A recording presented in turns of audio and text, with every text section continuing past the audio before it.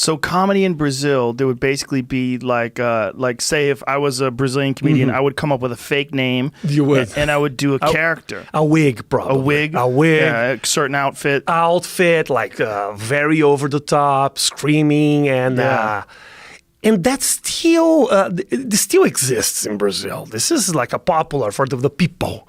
Stand-up, I'm not saying that it's for everyone. Now I have my Netflix special. It's becoming huge because we have some other options right now. With the internet, everything changed. The game changed completely. So we have what is good has its own space right now. It's not only what the TV wants you to watch it. So the game changed a little for all of us. So how did you start out? Did you start out by going to music clubs or? I actually started in a BDSM club. A sadomasochist club? Really? Yes.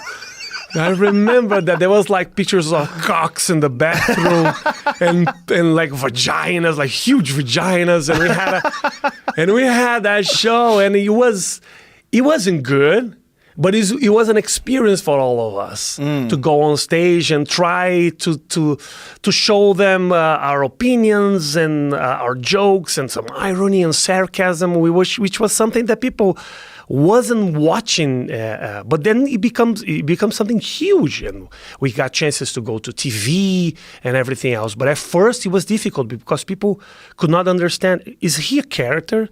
Is he playing a part? Right. So that's why I had, and I still have a lot of problems with the law, because like I did a rape joke, which I'm not proud of. I'm saying it's not something, I'm so over the line. But he was like, does this guy wants people to be raped? What is he thinking? Because all those jokes was taken out of context and put it on newspapers and kind of killed.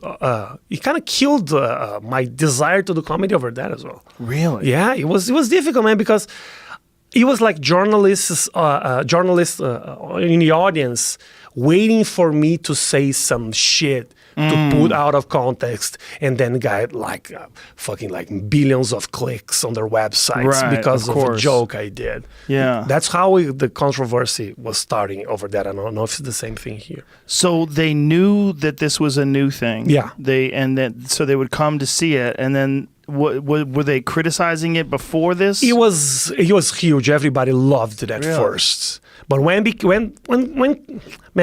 started to have money and TV shows, and we kind of ran away out of the underground, I was doing shows at midnight, like packing a 300-seat theater at midnight in Brazil.